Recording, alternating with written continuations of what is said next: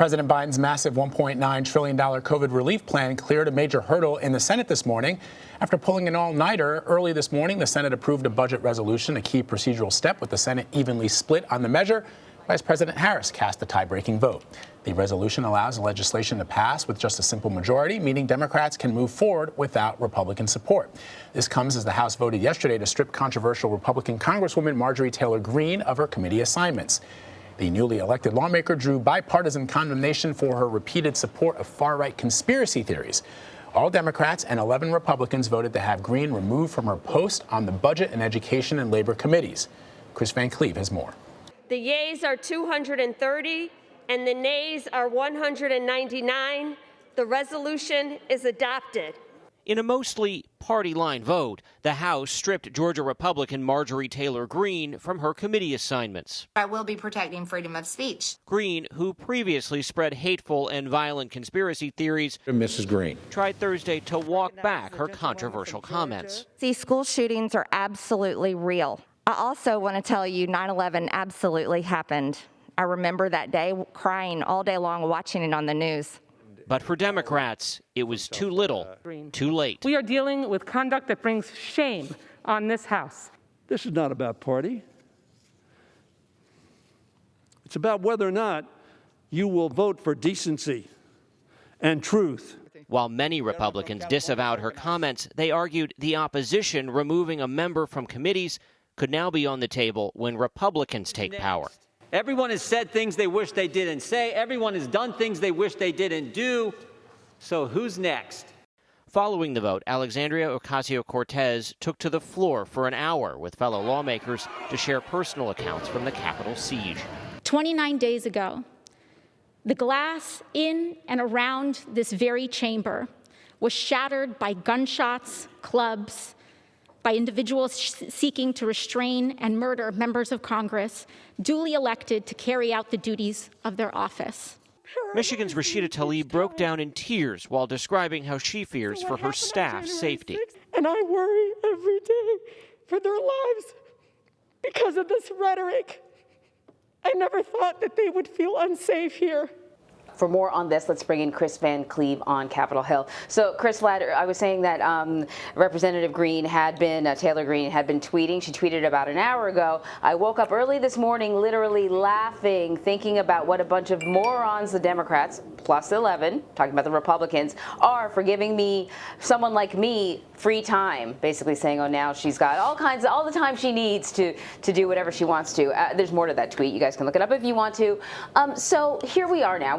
We heard you say in your piece, Kris, that many Republicans are arguing that removing a member from committees could now, be on the table when, if the Republicans have their way, there could be a power shift after the midterm elections. We don't know. I'm wondering, though, whether or not there is concern that Republicans' refusal to distance themselves from Marjorie Taylor Greene's comments could have a detrimental effect on them during the midterm elections. That really remains to be seen. I think there is concern inside the Republican Party about the direction of the party and whether it continues to move in the direction farther to the right, or if you see a swing back towards sort of establishment Republicans. You saw Liz Cheney, who did vote against the resolution last night, put out a statement saying, the Republican Party is not the party of QAnon, that it should be the one that's left to discipline its members, and that she was voting against the resolution not because she supported the comments by Representative Greene, but because of the precedent this measure will set. What does it look like for the midterms? That's still a relatively long way away, even though by Washington terms, I'm sure some people already feel like 2022 the campaign has already started.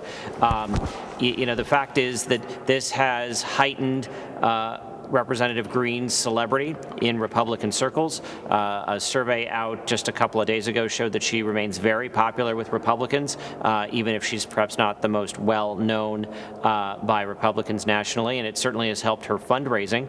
The question really is, will she suffer any consequences perhaps in a primary challenge, but she's in a very solidly red district. So it remains to be seen what the 2022 impact will be, but it is definitely a concern concern amongst the Republican Party about not only the direction the party is going, but what it will say to voters in about 18 months. Yeah, in a period of time that we're living in, Kris, where there have been many surreal moments over the last couple of years, the picture of a sitting United States Congresswoman standing there in the House chambers saying that she believes that 9/11 happened, that she believes in school shootings, sort of takes the cake, at least when it comes to 2021. Just real quick before I ask you about the Senate vote to pass the budget resolution. Well, Vlad, it's only February, so I know. That's what I'm saying. I know. That's that's what's crazy about this. But just real quick, Kris, before I ask you about the Senate resolution, has she apologized? I know she's been, saying, that she recognizes that 9/11 happened, that she believes that school shootings happened, but has she apologized to the families of the Sandy Hook families, the families in Parkland? Has she apologized to Nancy Pelosi or former President Barack Obama or former Secretary of State Hillary Clinton for some of the incendiary language she's used around them? No. Okay. She apologized behind closed doors to her fellow Republican House members, and then you heard on the floor she expressed some regret, but you did not hear the words "I'm sorry," and there has certainly not been an apology to Speaker Pelosi. I don't think that will happen. Yeah, and ever. And it's just. The language she even used on the floor. She said, "I was allowed to believe things that weren't true." I'm trying to connect what that means. I was allowed to believe what? Because you live in a free country and you can believe all sorts of misinformation and conspiracy theories and then go on and spout them to your thousands of followers. This is where we are right now, where the apology is not really an apology. It's, hey, it's somebody else's fault that I believed all this stuff. That's where we are. Well, and I don't know that we really know if Representative Greene was on the floor to apologize. And I think we'll hear from her more a little bit later today, and certainly she'll have the opportunity to take questions, and she will be asked about her apology or lack thereof. But if you look back at that tweet from this morning, part of it says, in this Democrat tyrannical government, conservative Republicans have no say on committees anyway. That's not a conciliatory tone. It is not. That you're spot on, Kris. What she has been doing, Vlad and Kris, is attempting to kind of distance herself from the statements, saying that, these are things that were said or supported before she was a lawmaker, or that other people were, contributing to her Facebook account or whatever it may be, or that she was led to believe certain things. But no, she really hasn't gotten up to say, just straight up, I'm sorry and I was wrong, which is very simple. So yeah, I will be definitely watching to see if she takes questions. Before we run out of time with you, Kris, though, we got to ask about this budget resolution that was passed, nearly $2 trillion. There were a lot of amendments. Lawmakers were up all night long.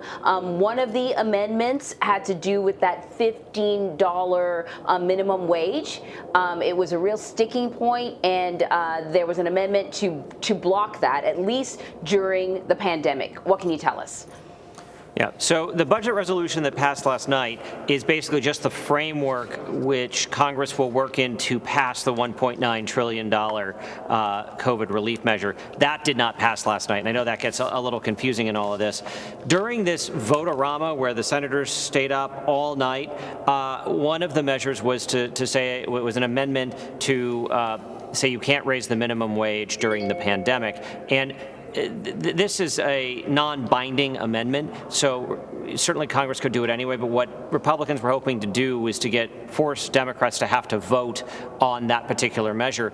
Senator Sanders stood up and surprised some folks when he agreed with Iowa's Joni Ernst that his bill wasn't planning to raise the minimum wage during the pandemic, but it was over a 5-year period, and that basically allowed them to do a voice vote as opposed to the symbolic vote that Republicans were hoping for. So at the end of the day, very little of what happened last night should be looked at as a clear guiding line as to what ends up happening when the COVID relief bill passes. But Clearly, the minimum wage remains one of the sticking points. The other measure that passed at 99-1 was an amendment saying that high-income earners shouldn't get a stimulus check, and that's one of the places where I think you will see some agreement in better targeting those $1,400 stimulus checks to people that perhaps need it the most.